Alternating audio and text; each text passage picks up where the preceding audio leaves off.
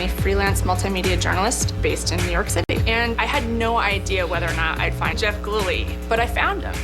In the 20 minutes or so I got to talk to him on the phone, he wouldn't speak with me in person. He told me that he still thinks about 1994 quite often.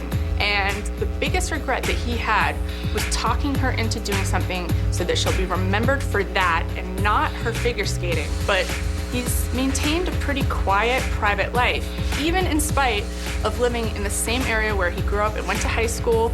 And quite honestly, he seems pretty comfortable in his own skin. I asked him, how do you feel about yourself, considering your last name not only became a household name, it became a part of the lexicon, became a verb. Not many people can claim that.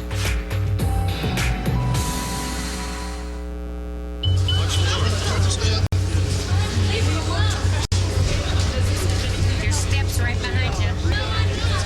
Steps behind you. This afternoon, Tonya Harding entered a plea of guilty. This ends the biggest part of what for Tonya Harding has been an unending nightmare for over 2 months. I think what set the stage for a plea bargain was that she was able to compete, she lost, and then it was a question of cutting her losses. I pleaded guilty to hindering prosecution.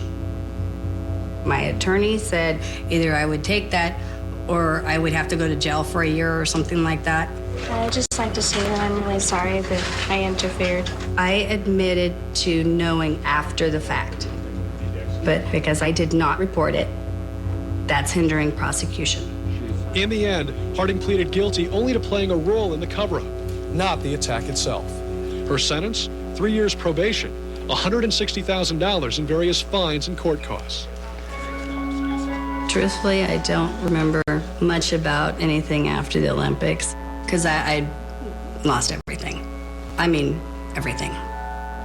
The United States Figure Skating Association has unanimously determined that Ms. Harding will be removed as the 1994 U.S. Ladies Figure Skating Champion and will be banned from membership in the U.S. FSA for life. I never get to skate again, ever, in competition. I'm kicked out of the association. But yet, we'll let her skate in the Olympics. That's fine, let her skate. It's okay, she won't win. She won't get the marks that she deserves. She won't get anything in her life to do with skating ever again.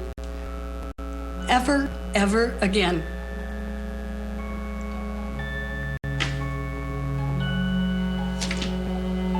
I think Tonya deserved to be banned. And I think that was an incredible consequence for her. I mean, it was an abrupt halt like no other. It was really a death sentence in the sport. And I think that it was deserved. I mean, that was pretty much the worst thing that could ever happen to me because I didn't have any other source of where I could go, what I could do. I mean, what am I gonna do with my life now? There was nothing to fall back on. Tonya went to high school until she was a sophomore. She got her GED, but school was not a priority. She had no tangible skills other than this incredible talent. And now this innate gift was completely squandered. We should never thank an assault for happening, but skating's popularity shot through the roof after this event. The tours that were filling up ice arenas around the country, skaters were making real bank. And Nancy rode that wave, and rode it well.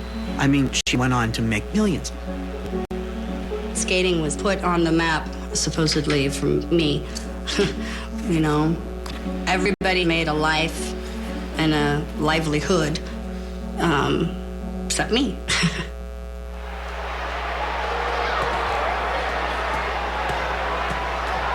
It was very hard to make a living. I mean, I did boxing. It wasn't another career, of course, but it helped me for a few years of surviving. But then doing different interviews and working on cars and doing landscaping and things like that. And, you know, I've succeeded. I've been married for 3.5 years. and I have a 2.5-year-old son. Just having my life with my husband and my son, that's what I need and want and have. Nancy will always be remembered for Wounded Knee. She's always going to be linked with Tonya. It's always going to be Nancy and Tonya, Nancy and Tonya, Nancy and Tonya. You never hear one without the other. But I don't think she ever would have wanted the attention that she got. So Nancy pretty much moved on. Nancy and I got married about a year and a half after the Olympics. And shortly thereafter started having a family and now have 3 kids, and that's what drives everything at this point.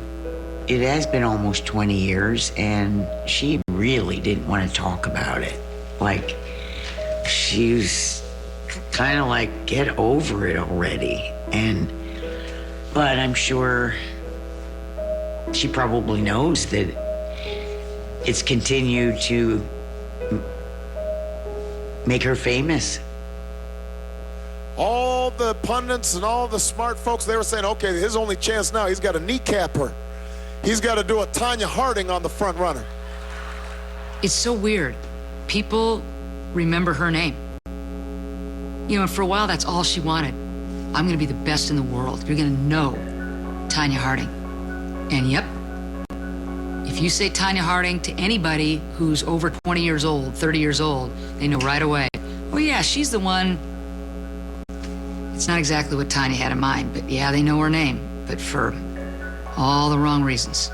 The one thing we will really never know is really what was Tonya's involvement in this thing.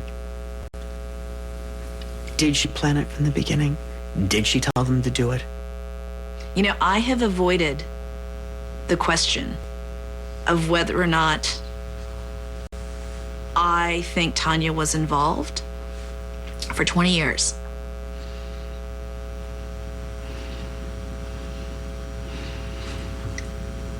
I don't know why I've avoided that question.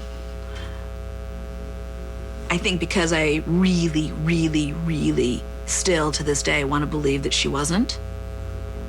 But of course she was involved. Of course she was. Were you involved at all in the planning of? Of course not. Is it? Everybody that out there that truly knows me knows that I was not involved in any of the planning or anything. Tonya is her own worst enemy, and her tragic flaw is the inability to take responsibility and culpability for her actions. Tonya had learned to reinvent and create her own reality. And maybe that's a survival tactic, but it's really an unexamined life. You know what? People are going to believe what they want to believe in the past or anything. And like I said before, I really don't give a damn. I don't care because those people aren't in my life. The people that know me and like me for me. And I love me. My husband loves me and my son loves me. And that's the most important. I mean, if you can't love yourself, how can you love somebody else? So you got to start from point A to be able to work up to point Z.